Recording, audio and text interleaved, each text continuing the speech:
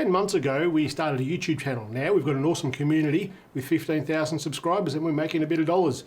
How do we do it? Let's find out.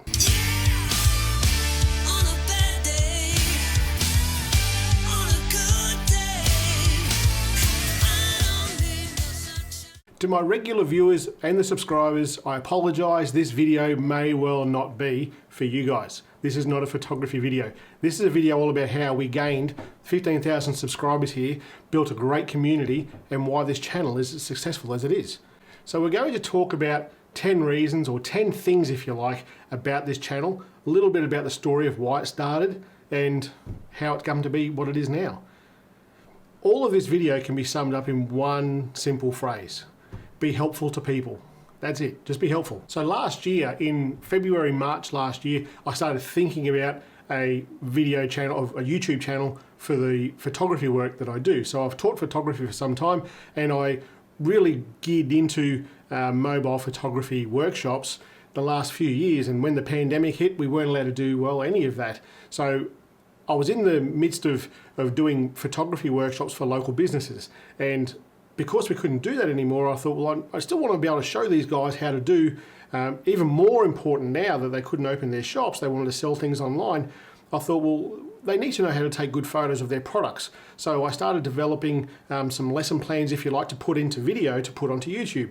So I started thinking about that in February, March, and I started my very first video came onto this channel in April.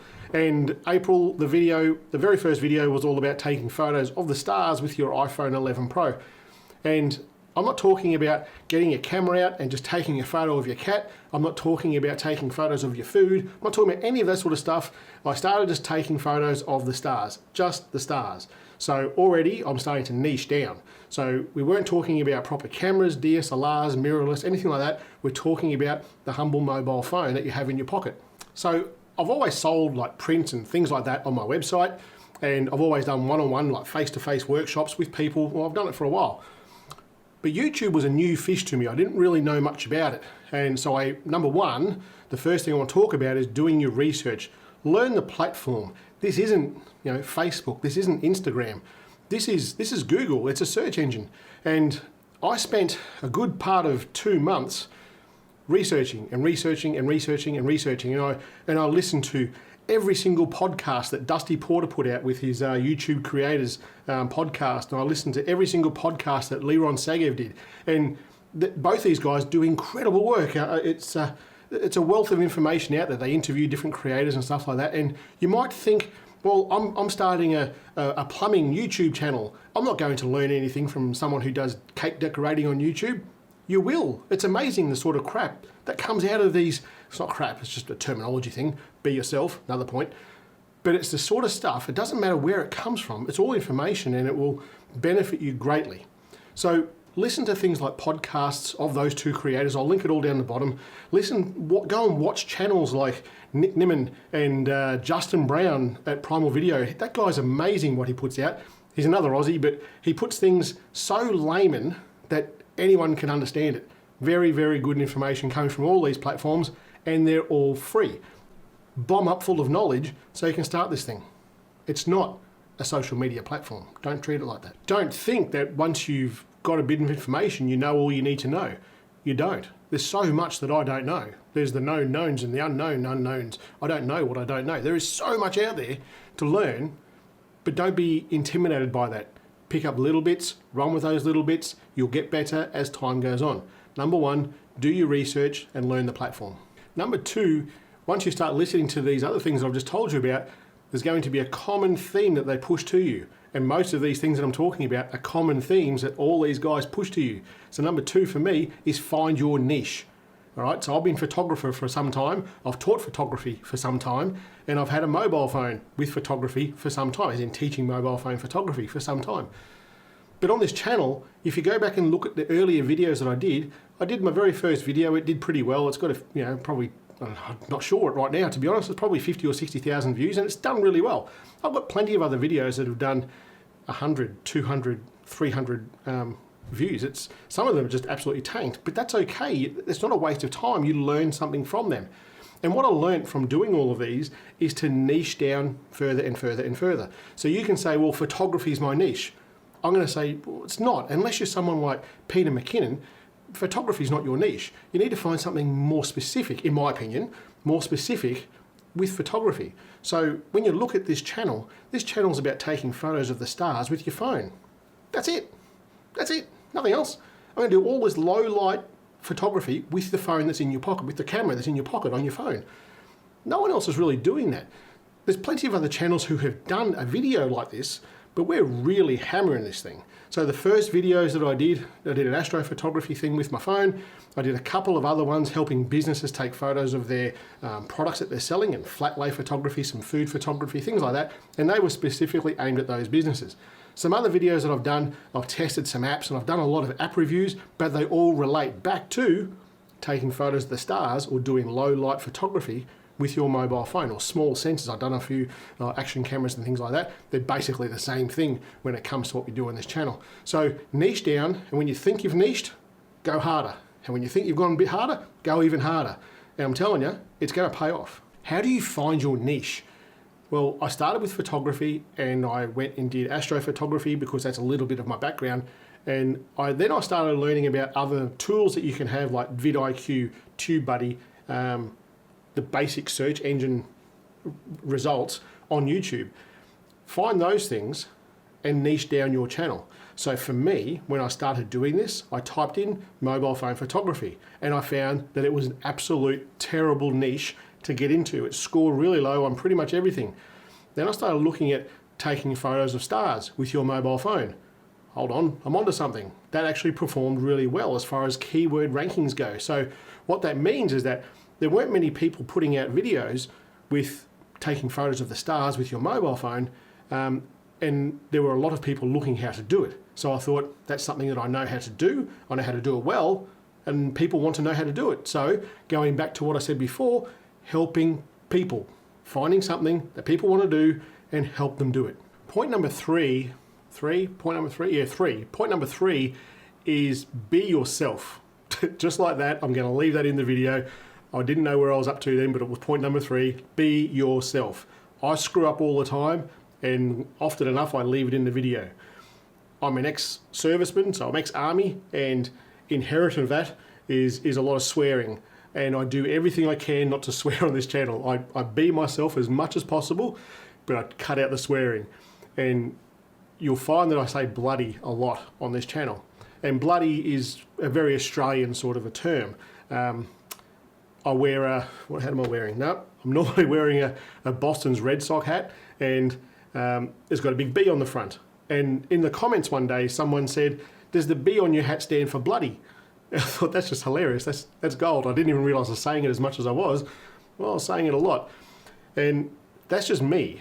So be yourself. Don't try and be somebody you're not. Don't try and be Peter McKinnon if you're into photography. Don't come in here trying to copy what he does, because you're not Peter McKinnon, unless you're Peter McKinnon watching this, but you know what I mean.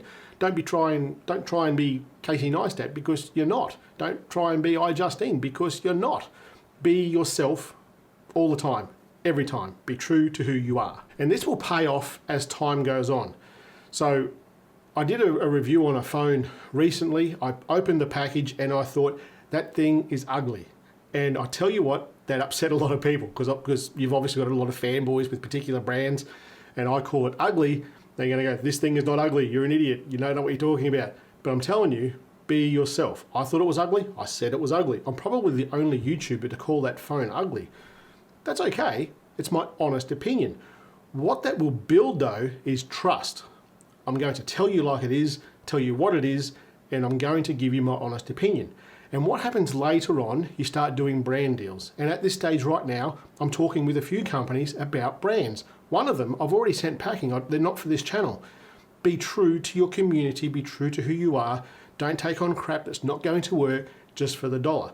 Be yourself all the time, 100%, and people will learn to trust you and watch you. Number 4 is be consistent.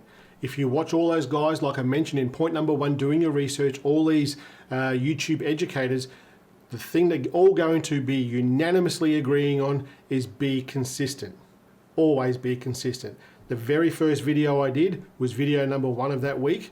Later in that week, I did video number 2 of that week, and I've never, ever, ever missed it. Every single week, I do a minimum of 2 videos every single week.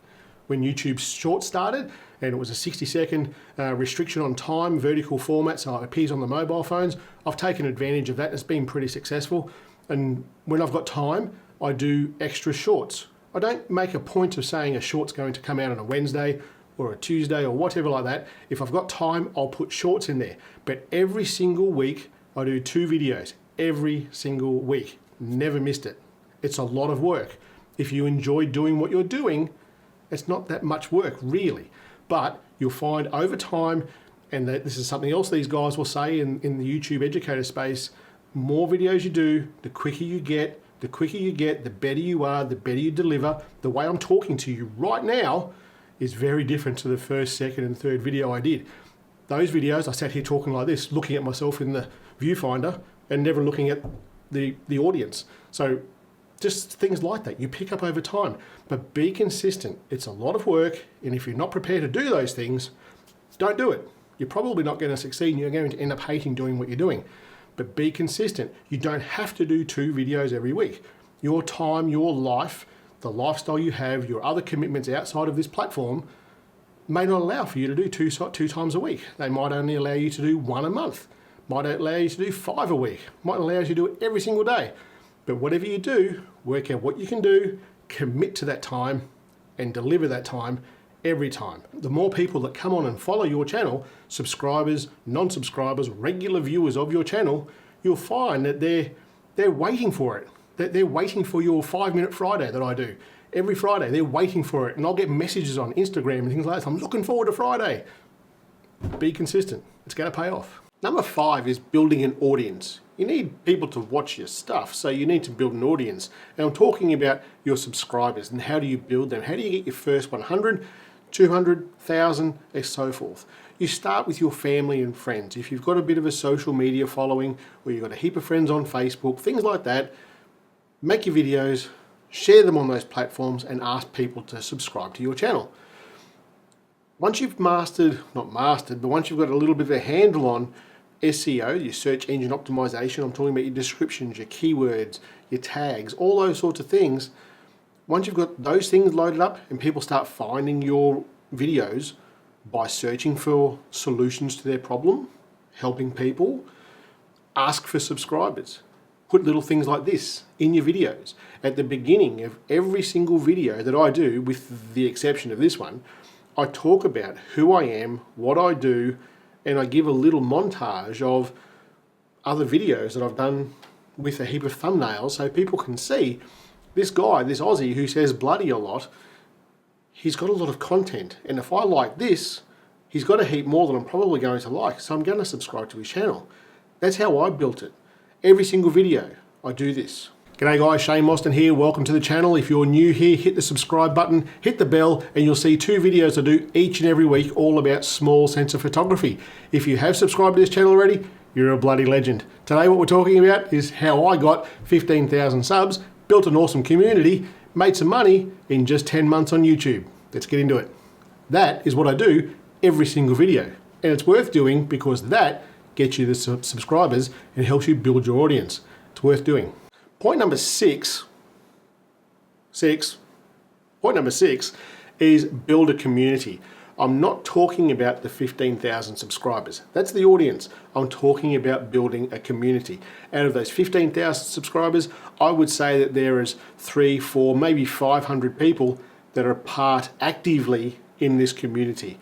And how do I know that? Is because they watch my videos every single time. I get messages on Instagram, emails, locals in Australia even send me SMS messages saying, hey, I'm really looking forward to Friday. Hey, that's awesome. I love what you did with that.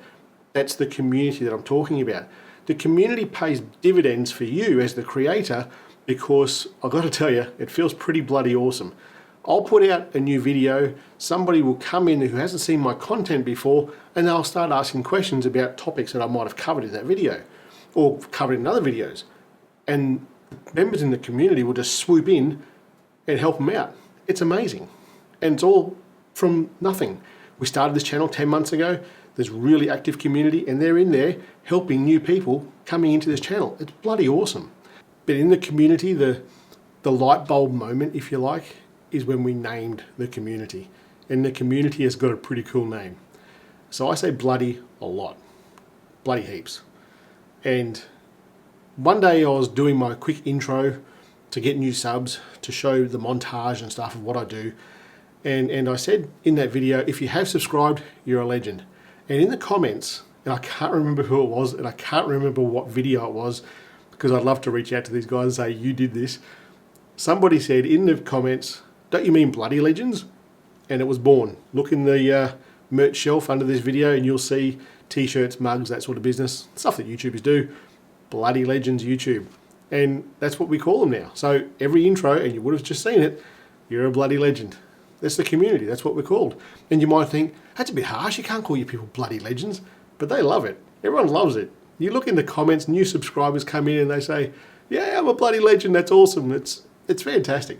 And we grow the community on other platforms as well. We're over on Patreon, and it's a nice closed off from the rest of the world community, and we talk about different photography. People ask about gear that they might be buying and editing tips and things like that.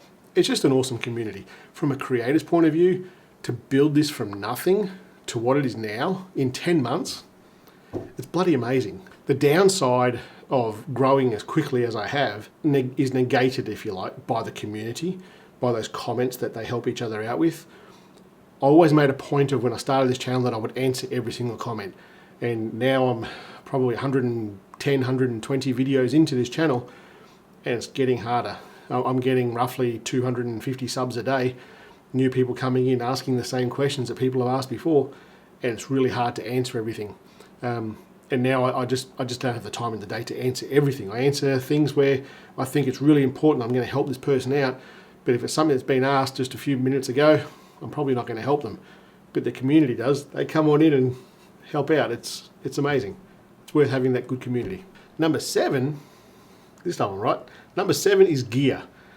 Gear is kind of the reason that most people will stop doing this. In fact, it's this reason and maybe the next reason. Gear, I need to buy a heap of gear. I need to go down to my insert local electronics store name here and spend thousands of dollars on gear. You don't. You just don't. I'm lucky enough that before doing this, and still now, I'm a photographer. I do weddings and family photo portraits and corporate work, all that sort of stuff. So I've got plenty of cameras. And all the cameras that I've bought them for still photography. They're not for video. They're okay for video. In fact, I'm shooting on one now. But the frame rates are 30, as high as I can go. I can't do slow motion stuff with this. So you're limited. So I'm a little bit better off, I guess, in some cases, but worse off in others. If I was starting from scratch, I probably wouldn't have bought this camera for doing what I'm doing here. But it works just fine for what we are doing here. If you've got a phone, use your phone. All those guys I spoke about in the beginning, they all would have said to you, use your phone. And I'm telling you now, use your phone. The very first video that I did with the iPhone 11 Pro, taking photos of the stars, that was all shot with my phone. Simple as that. It was shot with my phone. Had it on a little gimbal, had a little shotgun mic sticking out the front of it, and I shot it on my phone. And it's a good video. I've got all those views. I started getting a little bit into the gear and going, oh, I need to buy this or I need to buy this. And if it's not something that I was reviewing on the channel, I'll just stop buying it because this is working just fine. The viewer doesn't know what I'm shooting on. You guys don't know what camera I'm looking at right now. You just don't know. And it doesn't matter. If you can hear me fine, that's fine. You can see me, you can hear me, doesn't matter. I don't need to go and spend $3,000 or $40,000 on a camera. You just don't need to. You just don't. Let me show you around what I've got here. So my setup in here, it's just this light. I've put baking paper in front of it to diffuse it. You don't need to spend a lot of money. There's you guys. That's a Canon 760D. Nothing too flash about that. Umbrella, just to diffuse the light from that fluoro light bulb that's in there. Over here, there's just a couple of $10 each from the local hardware store. Just a regular light bulb there to light behind my head there. Another one there. Some acoustic paneling. And that's it. You don't need to spend any, you don't need to do this. I did this because it was quicker and easier. You would have heard way back in the beginning of the video, As you do more videos, you get quicker and you get better at doing it. This is something that helps me do this quicker every time I do it. So you don't need to do this. You can grab your phone. My very first video, I was out in the paddock, I'm on a farm, I was with goats and stuff everywhere, flies everywhere. You don't need all this gear. It just makes it easier as you do more. Number 8 is also the second reason that people, I think, don't continue on this path. And that is that, well, no one cares. No one cares what you're doing. And I think that we get a little bit tied up in what happens in your day-to-day and what people might think of you doing this sort of thing, like, who makes money on YouTube? Go and get a job, that sort of thing. I don't think that should matter to you. And my honest opinion is that no one cares. You're probably not as important as you might think you are. No one cares. You can get down the road with your phone, on a stick, talking to it, going down the road, explaining something, what you're talking about, teaching someone how to do something. No one cares that you're doing that. You'd be surprised how little people around actually care what you're doing. That don't worry about what people think. Just get out there and do it. You'll get better. And as you get better, well, it all comes home for you. Don't care what people think. No one cares. Number 9 is the content that you make. Make content that is searchable. This is in my opinion, this is what's helped me grow. Make content that is searchable. So way back in the beginning, help people do stuff. Like when people need to know how to do something, help them know how to do something. Teach them how to do something. Unless you've got a massive social following on other platforms, nobody wants to know what you had for breakfast that day. No one cares. People want a solution. If someone's got a broken down pipe from the guttering at their house, they're going to want to know how to cut that piece of PVC pipe. They're going to want to know how to join it to a 90-degree bit of pipe to take the water elsewhere. They're going to want to know that sort of stuff. Your job as the creator is to find out the stuff that's in your niche, the stuff that you're good at. What do people want to know about that? And make the content for that. And if it's that sort of content, the how-to content, it's evergreen. The stuff that I'm doing right now, the video that I make today, maybe this one, actually this probably falls into that category. You make this video today, this is going to be just as relevant a year from now as what it is today. So when people are looking for a solution of how I grew so fast or how to grow fast, they're going to look at this video in a year or so time. Make evergreen content. That's what it's referred to, evergreen. It's always worthwhile watching. The second part of this is what I would add to make tentpole content. And that is content that is centered around an event. So the Super Bowl is just happening over in the States. If you're into a niche that is applicable to the Super Bowl, you might make content that is applicable coming up to the Super Bowl. People watch it and watch it and watch it. When the Super Bowl's over, off it goes. Tentpole. Christmas. Tentpole.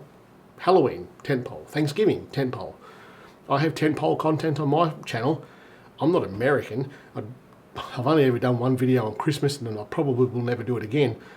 But the tentpole content that I have is how to take photos of the full moon with your phone. People do it. Guess when? Every freaking month. I'll watch that video. Well, I've got a series of them now. Every month, those videos. Full moon finishes, down they go again. Full moon's coming, up they go. Full moon's finished, off they go again. Tentpole content, evergreen content, it's what helps you grow and keep growing. Point number 10 is all around money. I didn't start this to make money. I'm happy that it's making me money. The community that we've built around this is more important to me than the money, to be honest. It's an awesome feeling to have this many people watching what you're doing and helping you out, and you're helping them out, and you're changing people's lives in what they're doing. It's a fantastic feeling. Secondary to that is the dollars. So I've been running this since April, so that's 10 months. I was monetized on the 2nd of November last year, so I've been monetized for just over 3 months. On the 2nd of November, I was put into the YouTube partner program so they can run ads onto your videos. And then something else turned up in my analytics, and that was your revenue, and all of a sudden YouTube was going to give me money. And the very first time it changed, it had $3.94, and I thought, ripper, I'm making dollars. It wasn't enough to buy a coffee, but I'm making dollars. Then I put out a few videos that really went nuts. They were videos that have got probably 150,000 views now, and it's all the same niche that I've been running on forever. And then a new phone came out, and I did it with the new phone, and it went nuts. and I've done it with another new phone and it's gone nuts. So keep your niche and take advantage of the trends that are coming. And by doing that, in the 3 months that I've been monetized, well, here it is, there's the graph. I've made just over 3 grand in that 3 months. That's almost $1,000 a month. The first month was good, second month was better, just before Christmas. After Christmas, advertisers aren't spending as much money on the platform, so we don't make as much money as creators, but still, that's a good bit of dollar. Other ways that I make money is with Patreon. We've just started that, we've just launched it. There's not many over there yet, but we're building, and that's one way to make a few bucks, and they're basically people who are there supporting what I'm doing each and every month. The other way that I make dollars off this is through presets that I sell on my website. So we take photos of different things. I sell them pretty cheap over there on my website, $5 each. A lot of people have bought these. A lot of people have bought these. And they buy it for 2 reasons. One, to make their photo editing easier and quicker, and 2, to support this and support the channel. So that's the 2 reasons that they're buying it. The other way that we're making money here is with brand deals, and we're just getting into that now. In the next month, we'll actually have, we're doing the deal right now. Invoices and stuff are going out. It's all happening right now. In the next couple of months, no, and probably the next month, we'll have, actually it will be the next month, we'll have branded videos being sponsored by brands. And that's really cool. The best thing about that was that I didn't go asking anyone for anything. They've come to us, and that's pretty bloody good. That's how I did this, guys. 15,000 subscribers in 10 months. I hope you got something out of it. I really do. I'm an open book. Ask me anything that you want to know, and I'll tell you. I'll give you any advice that I think will help you. But that's it for me. I'll catch you later.